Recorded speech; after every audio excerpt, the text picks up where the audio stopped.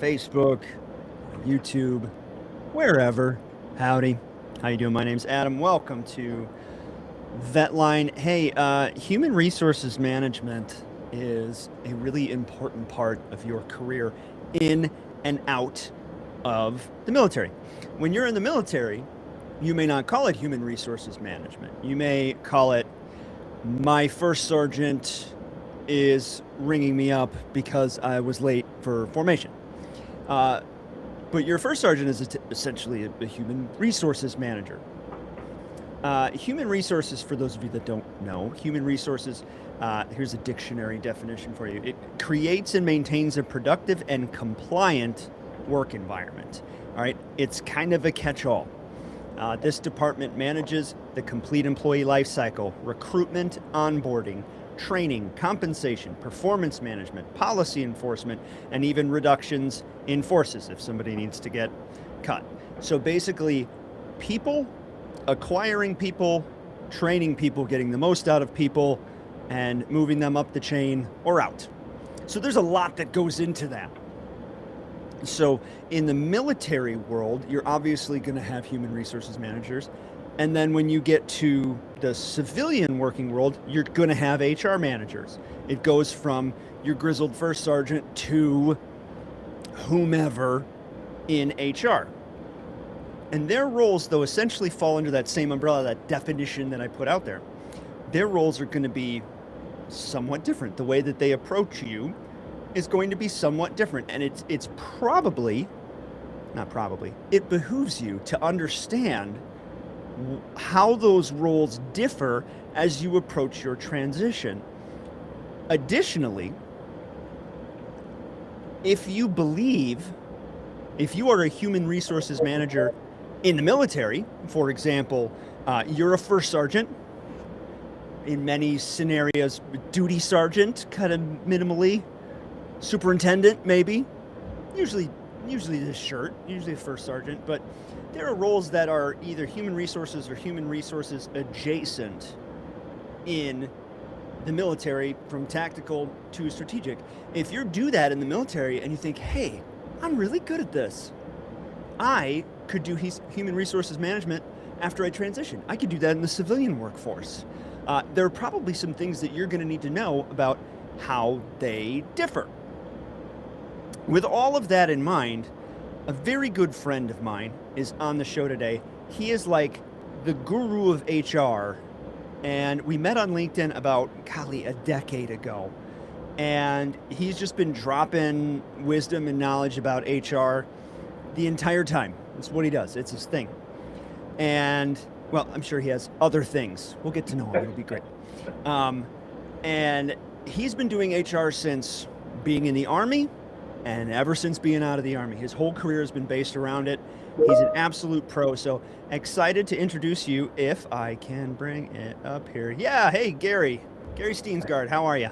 Hi, Adam. Finally glad to speak with you and talk about my favorite subject. Your favorite subject. How did human resources management become your favorite subject? Because there's like a stereotypical idea of like what the HR person looks like, and it's generally not Gary Steensgard. So no, it's not. I always use the movie, the Jason Bateman movie, Christmas Party, okay. our Office Christmas Party, wherever the name of it is. They have the prototypical HR leader in there, right? Buttoned up, carrying around the policy guide for the workplace. Right. That's not me, and frankly, it's not a lot of the HR pros that I've been around. A lot of that is really situationally dependent, and it's industry dependent. But I was in recruiting command in the Army, and but I had the fortune of running 3 different recruiting companies as a first sergeant, and started networking outside the military bubble, because I didn't know what I wanted to be when I grew up. It was lucky in the Army they kept me around while I was still trying to figure that out. And I joined a local SHRM, Society of Human Resources Management chapter, and started talking to some of these professionals out, again, away from the Army. And I was like, I think I would enjoy that. I think I would enjoy leading things like job architecture and compensation analysis and conflict resolution and investigations. And so that's kind of how I stumbled into it. Well, that's like you were in like double HR land. You were a shirt for recruiting command, Yes. which is an employee life cycle Yes. outfit. So Yeah. you were double HR. You got like the blast of HR inception. And so you were in doing your research for transition, felt like that was something that you would want to be a part of after you transitioned. Yeah. Was it a easy transition? Were you able to were you able to be your recruiting command first sergeant in the civilian workforce? Oh no. Oh Okay. no. Although, I was very, very fortunate as being a first sergeant recruiting command, I only had one officer in my company, and that was our company commander, right? But I had a bunch of senior NCOs that were hand selected to come out there and be recruiters. So I had a bunch of very both competent, well-trained, and really professional NCOs. So I didn't have a lot of the typical things that first sergeants may have on your, combat line units, right? Yeah, that's awesome. Dealing with Joe at an early career stage in the Army. I didn't have that. So I had an advantage there. Really a bunch of independent operators. So that allowed me to really maneuver in the areas that our companies covered and get to know people in the industries. So I got to see snapshots of industries. I got to see, small snippets of leaders in different functions and what they did, and just kind of took it all in. And I said, hey, Gary, you got to get a job when you get out of the Army. What would you like to do? Was it easy? Parts of it was really, hamburger, cheeseburger. They were very close. They were adjacent. Yeah. Performance management, conflict resolution, those kind of things. But some of it was very new. Payroll. I had never done payroll before. Benefits. Right. I had, handled by an entire separate a whole different thing. support. Yeah. The recruiting piece was pretty easy for me because I was like, heck, I got people coming to me asking me for a job. Right. Instead of in the Army, me having to go beg people, hey, have you ever thought about being a soldier? That's a Right. whole dichotomy shift in your mind. It's like, I've got people that actually want to be a part of my organization. This is great. Now, finding qualified ones to fill your roles is a different story altogether.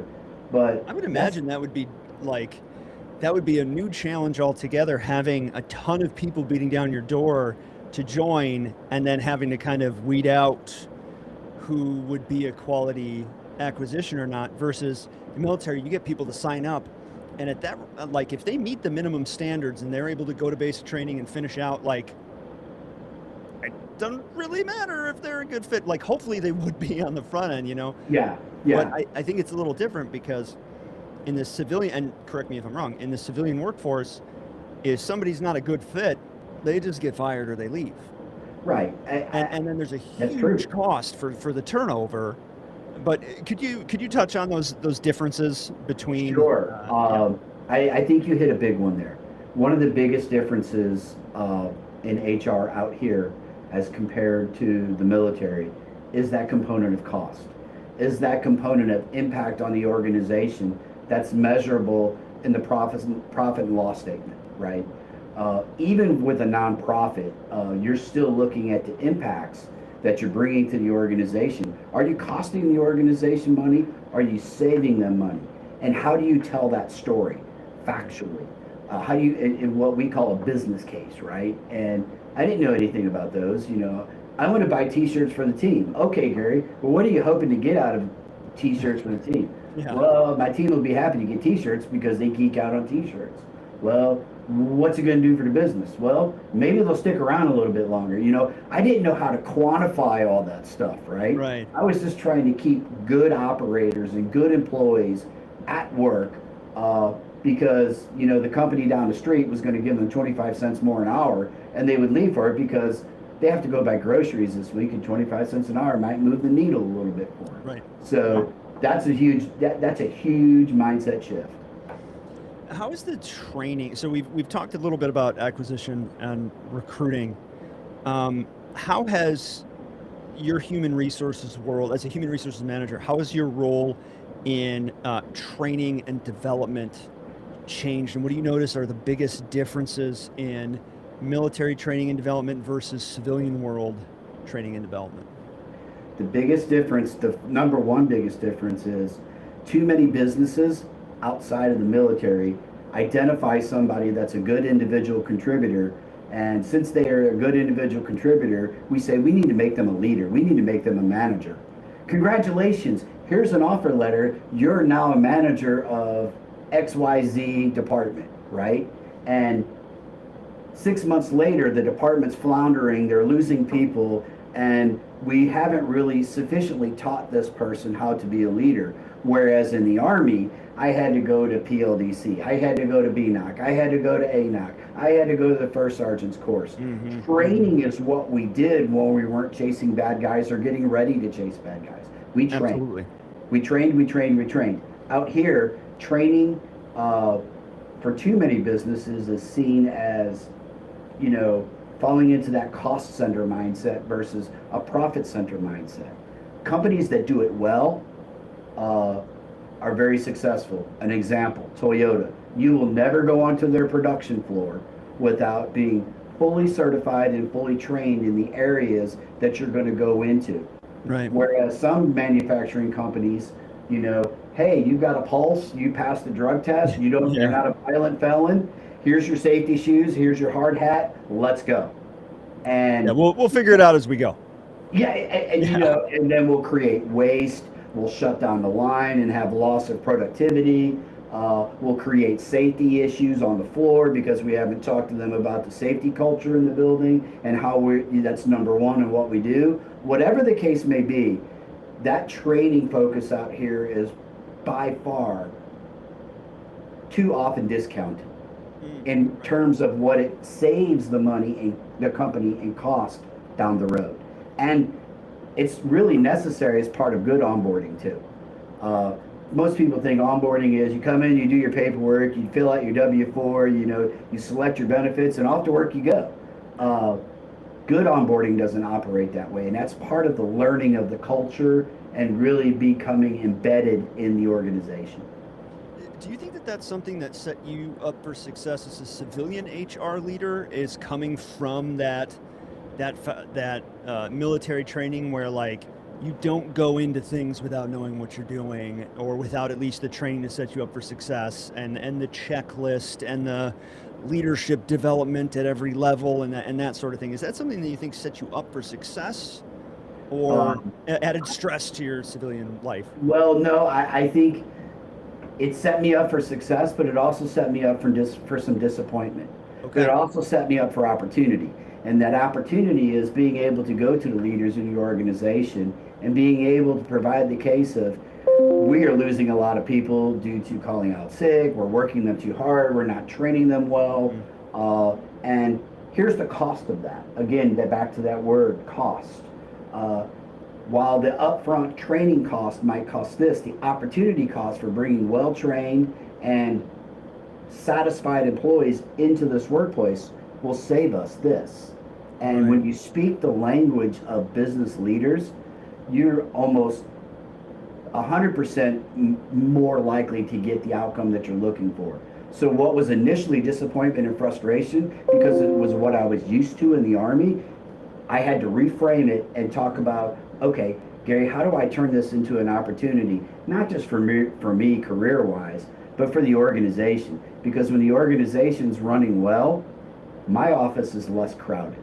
I have less issues. I have less work to do. And then I can focus on true things that create a better culture for every employee in the building.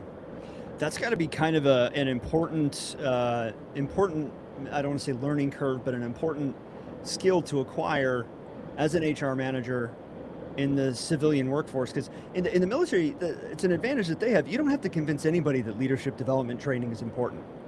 Right. And you certainly don't have to make a business case. I mean, most things the military will just throw money at, through contracting or whatever. Don't get me started on that. That's a longer conversation through DOD how they spend their money. My goodness, Every year I'm $12 writing for a tax check to the IRS, I ask that question. So yes, you're right on. You're on point there. I mean, it's you don't have to you invest in your people, you invest in the training, and whereas you get into the civilian workforce is like I have to make a business case.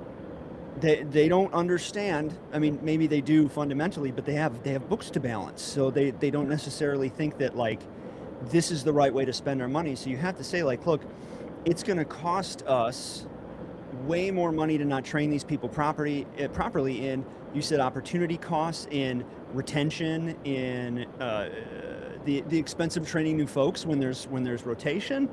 That's got to be like a number one important. It's up there. Yeah. It is really up there. In fact, more robust organizations, the bigger the organization, the more layered HR can be and siloed. They have learning and development teams. And, everything from your normal compliance training. Here's our annual code of conduct training. Okay, we have to check that block, right? But, what are they doing to train? Fire extinguisher training. Exactly. You've got to check those blocks because Department of Labor says you have to check those blocks. EEOC says you have to check those blocks. But it's the value added training. What are we doing with all this Lean Six Sigma training to improve efficiencies and cut waste in the building? To train employees that are capable to do more with less while having them being part of that process and growing them in their careers and blending that all together and creating like a symbiotic relationship of employee happy, employee productive, employee safe, customer happy, right? And that's the constant churn in HR. And sometimes we get it right. Sometimes we think we're going to get it right, and the measurements at the end don't turn out. So maybe we have to go back and do a better root cause analysis of what the problem was. But there was a lot of things in learning these over, 11 plus years after the Army that, sometimes it was just like, feel which way the wind's blowing until you learned how to approach it more scientifically, until you learned how to approach it more deliberately from formal decision-making process apparatus, whether it's a program on a computer or whether it's a notebook. You figure out how to do it and increase the odds of delivering the results you're looking for. Right.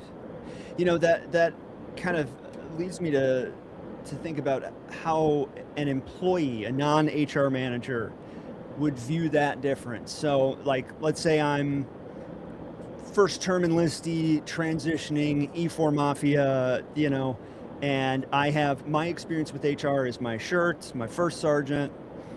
I make a transition and I'm used to, like, my only full-time employment has been 4 years of active duty service. And then I get to the civilian workforce. Is that kind of void, that black hole where training used to be? Is that one of the hardest things? Like, maybe speak on from the employee end. Sure. What do I need to expect that's going to be different in the civilian working world from an HR perspective? Really two things. You're going to have lost the structure you were used to. We do this today, close the business. Then you get some freedom. Out here, that structure is much looser in most scenarios. Secondly, I think one of the really biggest things that we lose beyond the training, beyond that structure, is we don't lose it, but we gain it. We gain choice. Right? So in boots, we didn't have a whole lot of choice. Drill sergeant says jump, we say yes, drill sergeant. Right. No question, it's done. Out here, a supervisor could go, hey employee, I need you to do this. Why? So is that a good or a bad thing? They have that choice now. And so we train our leaders to say, hey employee, I need you to do this. Here's why, and I'm going to help you, right? Or Right. I've got Jill over here, she's going to help you. Or I got Bob over here, he's going to give you a hand and kind of walk you through it the first time. That way, you feel more comfortable doing it yourself somewhere down the road. those things don't exist really in the Army, right? Right. In the military period. Yeah. Now we learned some of it OJT, right? Let's be honest. You know, hey, I know you've never been a machine gun gunner before, but here's your machine gun. Let's go do great things, right? Yes, let's figure it out. You know, so we get some of that, but by and large, the military is very, very good at training you 2 levels up. You could be E1. We need you to start thinking like an E3. You could be an E3. We need you to start operating as an E5. That creates that plug the line mentality in the military because we lose people all the time. It's next person up, next person up. The system's created to fill the holes created. Whereas out here, unless you have a very robust talent succession plan, if somebody says, you know, Gary, I don't like working here anymore, here's my 2-week notice, and they're one of those key critical purple squirrels that recruiters always talk about on LinkedIn, you know, you're like, do you know how hard it is to find an RF engineer? Oh, Gary, this is going to be hard. So you're partnering with talent acquisition. You know, do we have the right job description? Is it enticing? What do our salary bands look like in terms of looking at our competition? I didn't have any of that in the military. I didn't have any of that. Yeah. Uncle Sam provided me that replacement. Here you go, First Sergeant. Right. Good luck. Right. Yeah, and yeah, it's a well-oiled machine. Just next person up, bringing people in. But when you have to build the machine and run the machine while you have to build it while running it, while maintaining it, while oiling it. You know, like there's a lot of things you got to balance. It is. So as an employee, I'm getting less structure from HR. Let's talk about discipline, because I mean, it's an unfortunate part. Like, you mess up at work, you do something around the office that you shouldn't do, somebody's gonna say something about it. The way that you approach that as a first sergeant in the Army versus how you handle that as a civilian HR manager probably looks a little bit different. So if I'm an employee, what do I need to expect that's different or the same from my HR manager? I guess it really depends on the philosophy of what the organization sees HR as. There are some places where I've been and I've seen that HR is a principal's office. That's where people go when they get in trouble. Okay. Right? Simply because they haven't invested enough in their leadership and their managers, whether they're entry level or even senior leaders, to hold those difficult conversations. Hey, you screwed up. Here's where it's at in the employee handbook, and here's the consequences. And those consequences can vary. It depends on the processes in place and depends upon the severity of what you did was wrong. But most good HR teams and pros that I know interact with their employees well before there's a problem. Right. In fact, we'll go out and we want to get to issues before they become a problem. And we want to get to a problem before it becomes a crisis, right? And that's what proactive, HR leadership really does. And when I say HR leadership, it could be the newest HR assistant that leads nobody or no processes. They just kind of do the tactical HR work on the HRIS system, load this in, get the onboarding forms, scanned into the system. But even then, they're the face of HR. They're part of the face of HR. So an employee is our customer. Because without that employee delivering for our customers, the lights above my head don't stay on.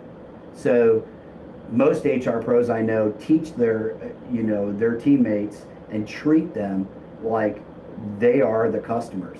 Doesn't mean they're always right. It's not Burger King, right. But that's how to approach it. And that's a change, right? Because when I was a young private, I didn't approach my first sergeant that way. In fact, I didn't want to see my first sergeant. In fact, when I saw my first sergeant, it was either during formation or something was going down that I didn't want to be part of. So is that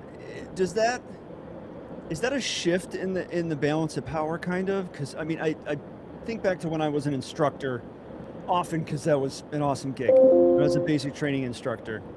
If I told a trainee to do something and they told me to go fly a kite, I had built-in levers, like ways that I could that I could discipline, that I could correct, that I could reform behavior and move forward positively, ways that I could inspire them to never do that again. And all under this umbrella of like, I'm holding the lever of power here. You have to be in this situation for 4 years. The consequence is of not finishing out is a dishonorable discharge and never being able to blah blah blah again. So like there's a big umbrella there that puts a lot of authority in the pocket of middle managers and HR managers and whatnot. Then in the civilian world, if your employee tells you to go fly a kite and you say, well, I'm going to write you up, they can say, I quit. And then you are out there training the cost it took to acquire them, the cost it took to train them, the cost it took to, get them up to speed. And now you have to pay to acquire somebody else and blah, blah, blah. And their consequence may be they're out of paycheck until they find another job and they just figure it out. Like, Right. Do you feel like you have less tools in your toolbox as a civilian HR manager then, or is it just different? I think it's not less, it's just different. And some of that's market dependent, some of that is job dependent. If Sure. you're in one of those jobs to where it's in high demand, you're a big fish in a little pond, there's some leverage with that, right? But by and large, I go back to the word choice, right? The choice was we decided to hire you based upon what we believe you will bring to the organization. You decided to say, yes, I'll be a part of it. But they can also always have a choice with no legal ramifications of just saying, screw you, I quit. No 2-week notice, as long as they turn it all the company property, there's nothing else I can do, right? Now, unless there's an NDA or, a non-compete or those kind of things.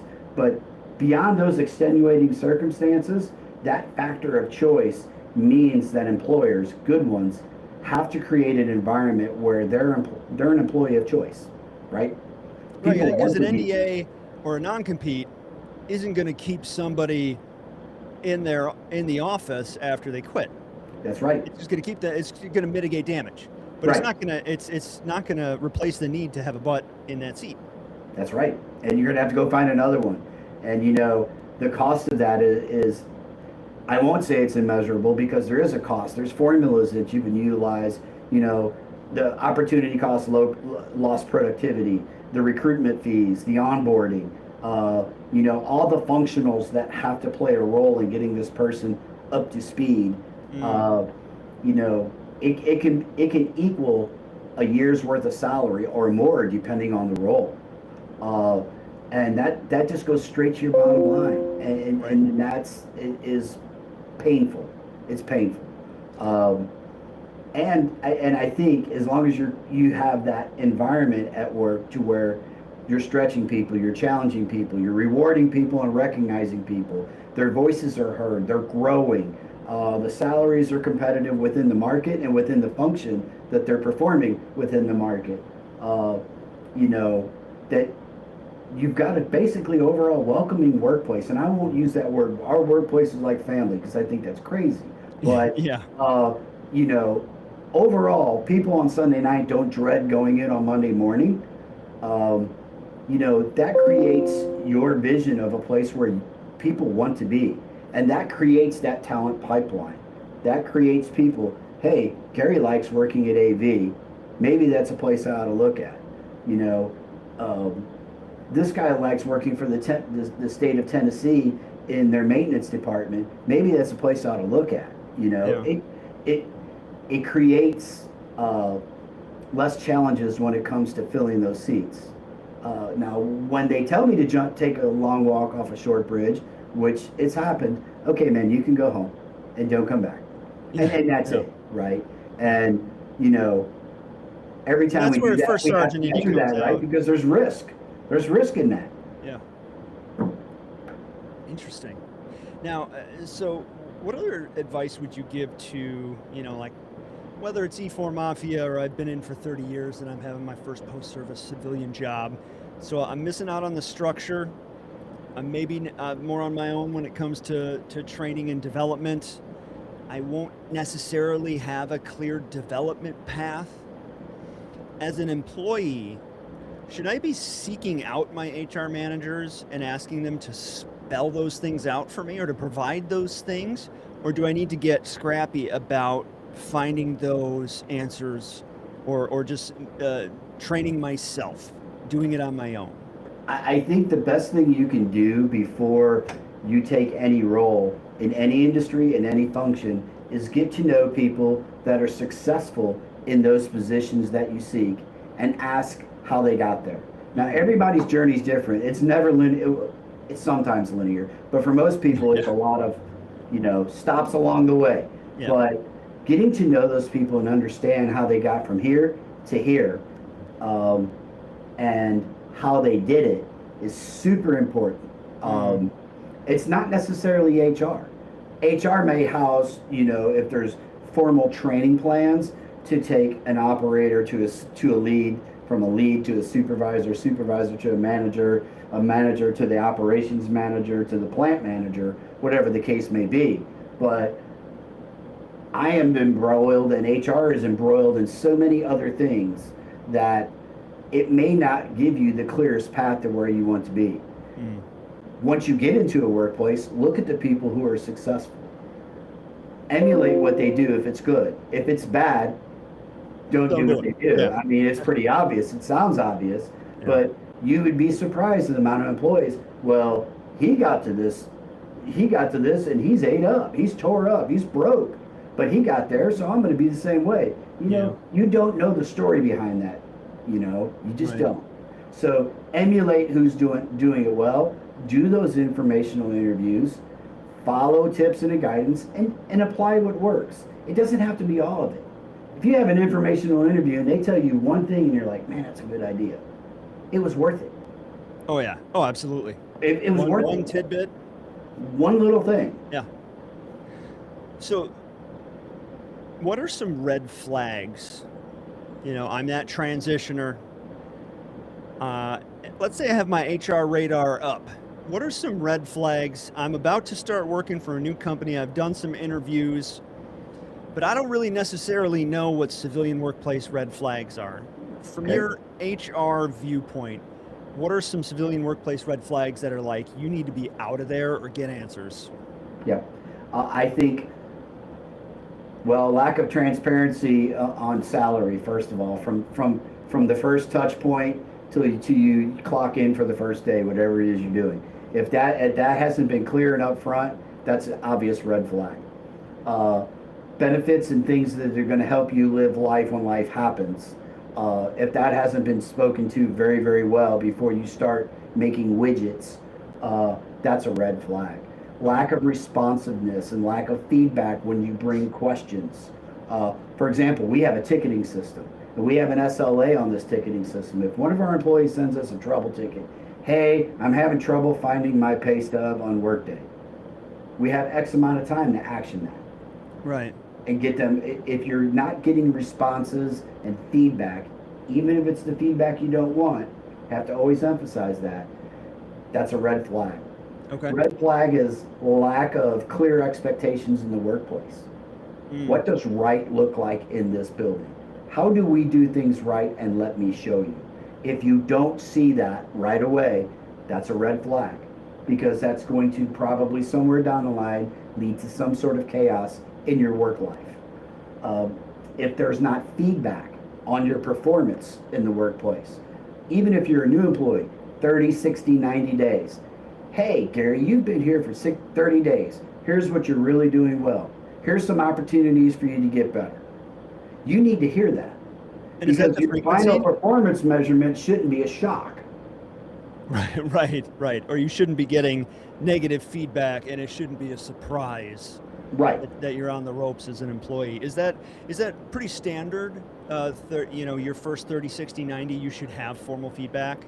That's very common. It's very common. Some places do it better than others. Are you going to find that more in like a corporate environment and less in like a mom and pop sort of thing?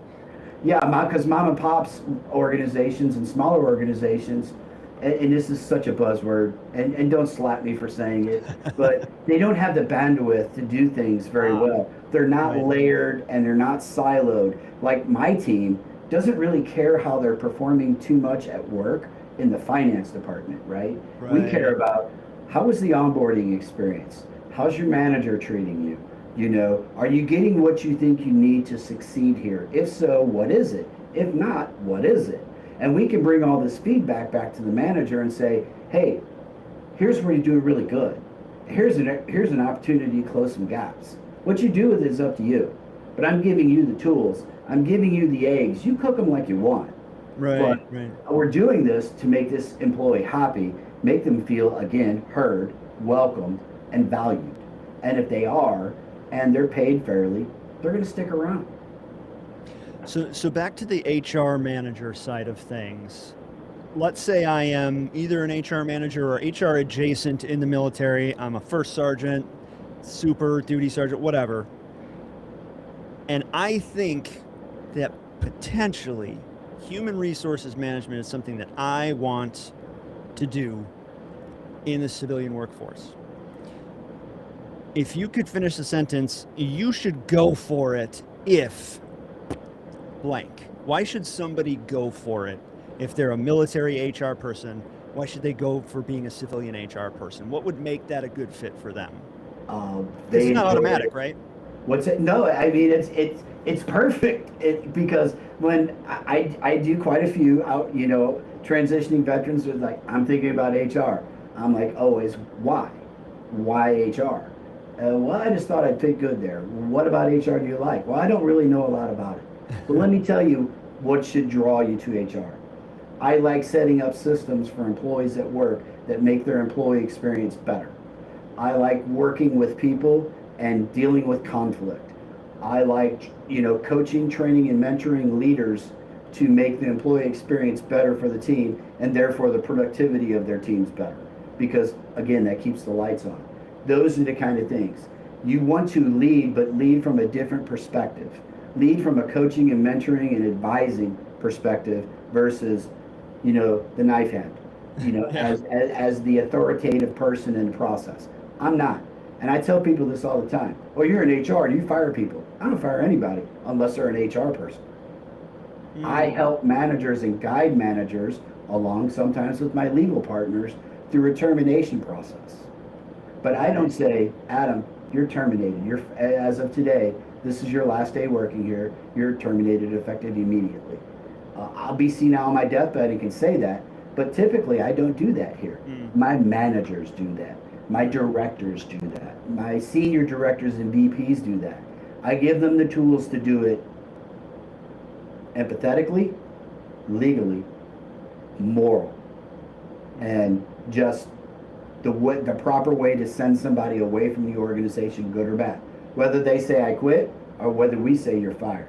Because we always talk about bringing people on, but you know as well as I do, the best units you were a part of in the Air Force were the ones that welcomed people the right way and sent them away the right way. Right. And it seems to be when organizations do that, the stuff in between welcoming them and sending them away sort of kind of takes care of itself. Right. So, good point. You have to have processes in place. You have to do your training. You have to hit your numbers. You have to do all your KPIs. But those expectations are set up front. And when they leave on good terms, hey, you did a good job. We're going to miss you. Yeah. And, it's not just a plaque. There's something about when you lose somebody good, that person feels good about themselves. And we've all heard of boomerangs. You send them away right, they come back. Often come back. Because the grass isn't always greener. You mentioned the legality and the compliance part of things. I personally found, coming from doing public affairs and doing marketing stuff in the Air Force during my first enlistment, and needing to absolutely ensure, because we're updating a government website and we have to comply with federal guidelines for accessibility, for example, for writing guidelines, disclosure guidelines. Like, there's all those things that your copy has to be on point in these certain ways. You can't say certain things in certain, that really set me up for success in doing marketing in the civilian world. I would often ask questions like, you know, why don't we have this accessibility feature on our website? It's really important that we comply with blah blah blah, and everybody's like, where is this coming from?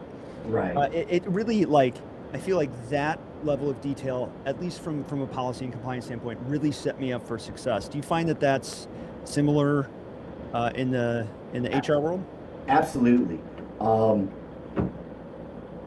To be honest, I like some of the freedom of maneuver out in the civilian world because there is. But when it comes to compliance topics, what you pay people for what their pay category is, how you treat people at work, following all the laws that are out there, properly responding to an EEOC complaint, how you deal with an audit from OSHA, how do you deal with an audit from DCAA, and every industry has its nuances there, but there's still guidelines that you must follow.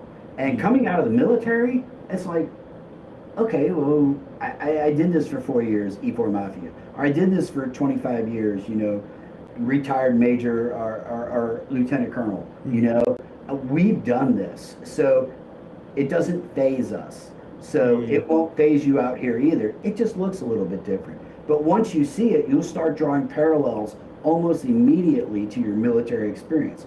Oh, I seen this. It looked a little bit different. We called it a little bit different. We called it an inspection, but really it's an audit, right? And you'll start drawing those parallels, and they become less cumbersome. They become less stress-inducing, and they set you up for success because you know what right looks like when nobody's looking. And if you proceed in that with that mindset, when somebody is looking, you don't have to worry about it. So I have one last burning question. So the military has like a no nonsense, zero tolerance when it comes to risque or dark humor or things that might be suggestive or those sort of things on paper. Yes. And maybe when you're at command, maybe when you're at the wing, but on the ground, there is a certain way, not saying it's right, but there's a certain way that especially enlisted folks engage with one another. Yes. That it's a little more collegiate, maybe a little more fraternal, a little more colorful. Yes. Do you find that military folks transition into a civilian workplace and have a hard time? Because like civilian workplace, you just don't talk like you do in the military. No. Do you find people struggle with that, or do they just kind of get it that was a unique situation? I've seen instances across different industries and across different levels of industries. Okay. So where I'm at now, I'm in a very nice building for AV. I'm in a very much a corporate environment. So, you always have to think right audience, right place, right time. And even then, sometimes it can go south. So if you maintain a professional polish, now I'm seen as the guy who likes to cut up. I'm seen as a funny guy. I like to make fun of myself, but I very, very seldom make fun of somebody else because we could be yucking it up 1 minute and then the next minute they're offended. Now we've got a problem. Yeah. Gary offended me. What? The HR guy offended you? How's that even possible? Well, right. And I'm like, we were yucking it up a minute ago. What happened? So to keep it even keel, most of that stuff is very much addressed in employee handbooks. Most of that stuff is very much addressed in policies. And even then, if you're in a very much a blue collar work environment, these guys and gals are just busting knuckles. They're out, in a foundry sweating in 130-degree temperatures. It's a little more earthy. I always call it earthy. Earthy, I like that. And that's why I sort of gravitated initially out of the Army into manufacturing, I'm like, you know what? These blue collar folks kind of get it. I understand their mindset. You can relate to them a little better. Yeah, give me the tool and let me go beat on something until it's right and we can get it to the customer. I'm like, I get that. It also creates a subset of other problems, right? So it was an adjustment coming into a corporate environment. It's an adjustment in working on your polish and your delivery.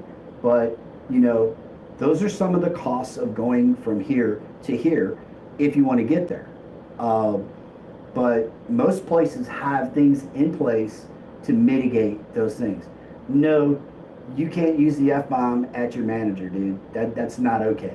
Yeah. We spell it out right here. We talked about it before you got in this environment. And I always tell employees, as the HR manager, my door, and this is, people make fun of me, except when my door is closed, my door is always open to you. If my door is closed, there's a reason why it's closed, don't come in. But if my door is open and you need to vent, come in my office, shut the door, and I don't care what you call me. Because I guarantee my best friends in the Army called me things 3 times as bad, and we laughed about it. Yeah. But after you get done venting, I'm going to ask, what's the problem? So we can do some root cause analysis and find out if there's a solution.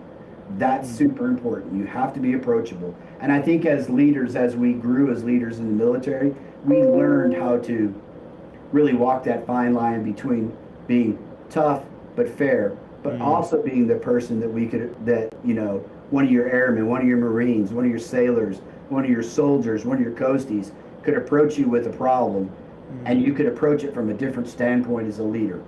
And those things that you bring into the workplace as a veteran are immeasurable. I know I value them. We have about a 30% veteran workforce here, and you can tell. You can nice. Well, that's these have all been really great insights, Gary. How can people get in touch with you? Yeah, I'd suggest everybody follow you on LinkedIn because you are, like I said earlier, a font of knowledge and insightful post. Should people connect with you there? Oh yeah, absolutely. You know, I don't care if you have one connection or you're one of the people with 100,000 connections. I really don't have an ego. I do it because I enjoy it. I learn more 3 times as much than I ever share. And a lot of what I share is things that I've screwed up. So I try to approach it from a standpoint of humor. I try to approach it from a standpoint of lessons learned, and don't do this because I did it and didn't turn out so well. Right. But I'm always open to connections there.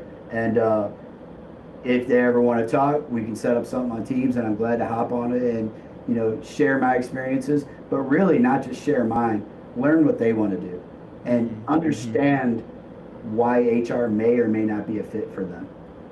Yeah, if you're considering HR, or if you're not sure what to expect from your HR managers as you transition from military to civilian work, Gary's your guy. Thanks, Gary. I'm going to ask you to hang on the line here for just a second. Okay. And there you are. See, I did it again. My goodness. All right, let me pin myself. There we go. Hey, there you have it, everybody. I just brought you back. My goodness. There we go. Okay, I think I got it. I'm still learning I'm using Riverside and loving it, but there you have it, folks.